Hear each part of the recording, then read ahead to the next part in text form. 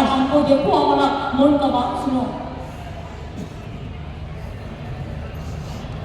আমি রামের বিরুদ্ধে নই, আমি রাম সীতা দুজনকেই শ্রদ্ধা করি। তোমরা সীতা দেবীর নামটাকে একবারও বলো না, তার মানে কি অ্যান্টি উইমেন? আরো অ্যান্টি উইমেন।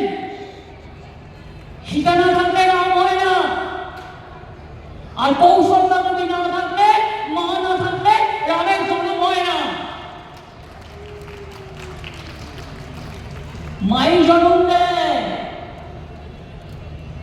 রামের সাথে বনবাসে যিনি গিয়েছিলেন সীতা দেবী 14 বছর বনবাসে ছিলেন, আর অগ্নিকাণ্ড তাকে শেষকালে পাতাল প্রবেশ করতে হয়েছিল পরীক্ষা দেওয়ার জন্য। আর আমরা জানি দুর্গা পুজো হচ্ছেন, রামচন্দ্র দুর্গা পুজো করেছিলেন রাবণকে হত্যা করার জন্য।